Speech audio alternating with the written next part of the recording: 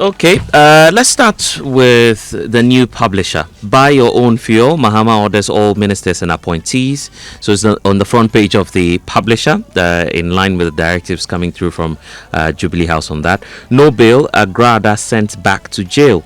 And NDC sacks over 100 security service recruits.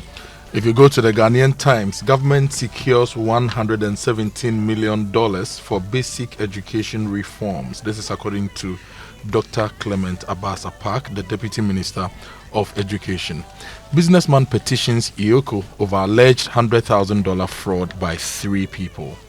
President orders the arrest of rogue task force. Remember the allegations about rogue task force roaming mining sites and taking over people's legal small-scale mining concessions. The president has ordered the arrest of the task force.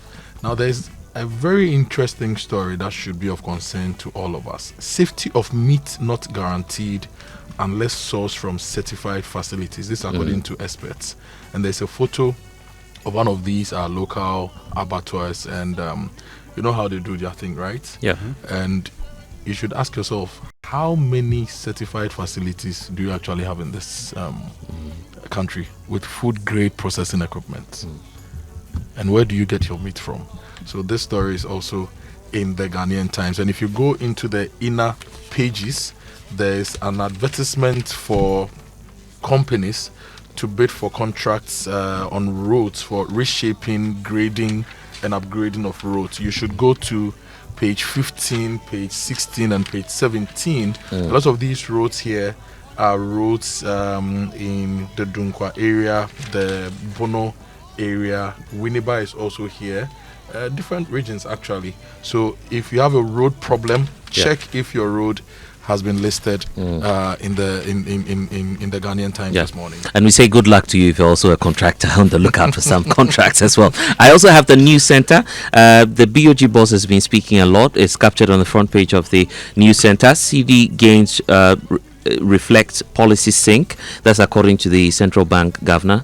And then there's also the point about BoG's 1.4 billion CD support in first quarter 2025 too aggressive. That's the assessment according to the International Monetary Fund, IMF. They've been rating interventions as well. Then chiefs to Mahama toughen Galamsey fight, and NIA registers 190,000 persons within first half of 2025. Then Ghana Link is also refuting claims KIA Cargo Village scanners are faulty. So these are some of the stories on the front page of the news center. You know, talking about the issue concerning the dollar. Yes. The MP for Nshaiso, Dr. Stephen Amwa-Stika, he sent this. He says, anyway, with the dollar issue, interesting stuff. Right? It says, for about 26 years now, we don't know the amount of dollars in or circulating in Ghana. Banks have different rates. The official Forex Bureau has different rates. Black market has a different rate. That's right. One country, one market, 3 different dollar rates. We must find an effective solution to the black market activities and the use of dollars in even retail businesses in Ghana. All governments only try to find a short-term solution, which doesn't work anywhere in the world. So this is Stika? Yes. Former Deputy Minister of Finance? Yes. Okay. Said we must find an effective solution to this. Okay. We should propose maybe some 3 ideas. We should do A, B, C, D. You know, because he has been in the space, right? Yeah. So at least He has an idea. Yeah. And for somebody who has been in the space who says we don't know the volumes, it means that when he was there, he was also blind, right? Now that we don't want to be blind, what does he think we should do? What 3 things does he think we should do to solve that problem? It would be great to hear from him. If he wants to speak to us, we would like to hear from him on this particular issue. Now, the custodian newspaper, CDM, demands answers on Ghana's UN LGBT plus vote abstention. Kufuor Akufo-Addo to address NPP Congress virtually. Minority calls for fair, accurate media reportage and helps strengthen Ghana's democracy. Clerk to Parliament urges journalists. And their big story is something Winston is not happy about. The new levy starts today. Kill They it, say yeah. 4.5 cedi per gallon Dumso levy starts today. Sadly, my fuel tank is already. I see. Good luck to you then. But speaking about the NPP's upcoming Congress, there was rumor that former President Nana Dankwa Akufo-Addo and former President J. Kufuor, they had intervened to try and implore the leadership of the party to postpone that. The Ghanaian publisher has been writing a bit more about what President Akufo-Addo has to say about that. He's denying ever interfering in the plans for the Congress. So it's captured on the front page of the Ghanaian publisher. Then Yoko probes Minerals Commission and Adamos chiefs over miners petition. Then Mohammed's D levy takes off today. So it's interesting how it's here again. If you don't want to hear about it, we've Winston. actually named the Dumso levy. When it's energy sector. Hey, Ghana. And it's going to be like that too. Yeah. Dumso levy. I see. It's a nice D levy. D levy, yeah, D levy for sure. So we move from E levy to D levy.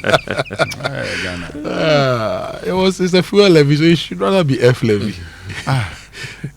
When they name it Dumso levy, what that means is that if it doesn't actually, there's no sunset clause. So Yes. if it goes into 2028. The campaign will be Dumso levy, and the campaign will be the government has introduced Dumso levy. Yeah. So sometimes, the what we say about propaganda is that you shouldn't say anything new. No, don't say anything new. Just use the things people know already. So, how do you go about it? Now they start by appealing to the emotions of people. And we say that feelings that are formed by emotions cannot be dislodged by mere reasoning. Yep. So they appeal to emotions by saying, "Abai and abai, no, they doom so abai, san, they levy abekam." Then they start campaigning from there. The interesting thing, by 2028, if this levy is still being collected, the government would have raised not less than 20 billion Ghana cedis from this levy. So this is something we're expecting. Now, the government should tell us. We asked John Jinapo, the Minister of Energy, to tell us the modeling they did to introduce this 1 cedi and how that's going to really solve the challenge in the power sector. We still don't have it. So now that we know we are going to pay, and some of us have agreed that we'll pay, tell us how this 20 billion Ghana cedis is going to transform the sector and remove the challenges that you intend to solve by introducing this levy. It will be very, very important for the government to do that. So, Honorable John Jinapo, last time we spoke, you promised to come to the studio. You promised to let us understand the modeling that went into this. It's not been done. We are still waiting. And we are happy to talk to you and engage on this. Now, if you go to the BNFT front page, BoG's Forex Intervention and Necessary Response is an interesting feature in the BNFT you'd want to read. There's also the president too is caught between a rock and a hard place. That's also another feature on page 7 by Stanley R.K. Aholu. You'd want to read that as well. Now, dual track model best for supervising virtual assets. Dr. Tuahine, he's calling for principles and risk-based approach to regulate crypto market as August 15 registration deadline looms. Now, the governor of the Bank of Ghana says we should reinvest our forest earnings locally to sustain cedi gains. And Capital Bank collapse, Atuasian not guilty, John Appiah. And on banking, government to review IPP's agreement. On the forest thing, a lot of the businesses exporting are businesses that are not locally owned. So when they export, you don't expect the money to come back.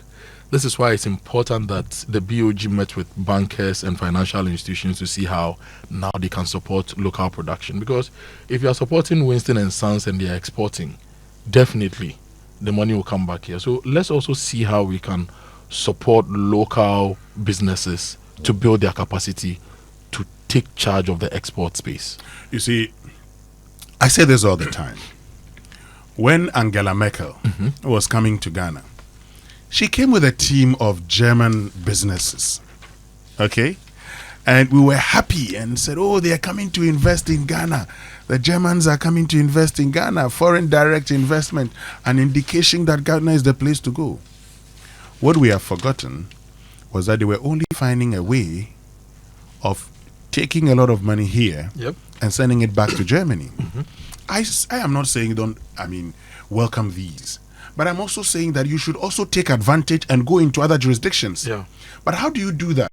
You do that when government deliberately says, I am going to create multinational Ghanaian companies. Yeah. I mean, it is not rocket science. So then you sit back, oh, things will be okay. No. Look, Sedalco at some point in time was doing business in, how do you call it? Equatorial Guinea. Yeah. I've talked about the Casapreco example, for instance. Casapreco, go to Nigeria today. The way the Nigerian boys like Alomo, Yeah. okay? You have Even though there's a lot of fake alomo in Nigeria that our government and the Nigerian government needs to work on to save Casapreco's growth in the space. So how do you go about it? And look, when the Nigerians closed their border, remember how it affected Casapreco and others? Yes, I remember. What the government should be doing, should have done long ago. How do you ensure that beyond even Nigeria, first of all, you are able to negotiate good deals for Casapreco in Nigeria, and then let it expand outside, Nigeria? Look at Electrochem. Yeah. They're able to produce millions of metric tons of salt. What are we doing to ensure that they go outside Ghana and tap into the African market and the global market? We're here. It's business as usual. Okay? So for us, after every election, we create new millionaires from scratch. Then once there's an election and there's a new government, those people who became millionaires are going to be struggling. And so they are waiting for their party to get into office. And that's why it's become a procurement economy in this part of our world. Yeah. What we need to be doing is to be building businesses. Even if you go to Nigeria, when it comes to businesses, governments would come and go. They won't touch Nigerian businesses. Yeah. Have we done that? Is that what we're doing here? Let's start having let's start creating the Ghanaian millionaires. Let's start creating the Ghanaian billionaires. And let's stop this whole PhD, pull him down thing that we do in our part of the world. In creating Ghanaian millionaires, then we can create better sustainable jobs. Yesterday the headline that said that almost all our job interventions have failed because we are not creating sustainable businesses that live beyond certain governments and certain owners, right? So we need to do better. And I did some work for one of the Scandinavian countries that had been giving us a lot of aid, and they were moving from aid to trade. And we did work on those the Scandinavian country and the businesses that they have here. And you'll be shocked that they are controlling the maritime space, they are controlling the FMCG space, they are controlling the agri space, and they're making millions in profits. Yeah, of course. When we did that work for them, I was shocked how spaces that Ghanaians could easily champion were owned by these countries. So we need to do a lot more for ourselves. Let me just end on this note. I was doing a course at the Institute for Local Government Studies. I was doing an MSc in Local Economic Development. Now, when we're going through the course, I asked the lecturer, so you say you've been bringing people here? He said, yes. I said, hey. And we haven't seen any changes. Because the expectation is that if you bring them here to learn these things you're teaching us, then things should change. The country should be a better place. Because at every point in time, you must identify a few things. What are the business and what are their problems? Yeah. Some businesses don't even need funds. They need advisory service, and they're good to go. Some business need technical support. Have you given it to them? Do you know what their problems are? So we sit back and then start and saying, oh, we are going to give businesses money. Then we'll start incubation scheme, all aimed at enriching someone. Time to go online. We'll start with my Joe Online. The president is here. Top story, Mahama declares Galamsey a national emergency, orders the arrest of rogue tax forces. The majority leader is also calling on the Asante to help solve the Boko crisis after the recent killings. Fuel allowance scrap. Government on average will save over 121 million Ghana cedis in 4 years. This is according to Dr. Sharif Khalid. Yesterday we asked how much we are going to save based on this, and he says they are going to save about 121 million in 4 years. So how many liters of fuel do these government appointees use every year? And still, Winston, I don't know whether you have clarity on what government appointee means in this particular statement. Whether if I'm a CEO of a state agency, for example, appointed by the president, I'm a government appointee, and whether this affects me, even though that agency would have their conditions of service, which probably would include fuel. These are some of the clarifications we need. Now, Dr. Mohammed Amin Adam says NPP must regroup quickly as NDC policies fail. And the National House of Chiefs president is telling the president to deal with Galamsey and that the situation is urgent. Now, if you check the 3 key areas that the government says they are going to invest the fuel allowance money, Shamima spoke to us and she basically tried to give us a sense of where the money is going to go to. He says there is no more free allocation to political appointees in government, and she clarified that while fuel will be provided for strictly regulated official assignments, daily commutes and personal use would no longer be covered by the state.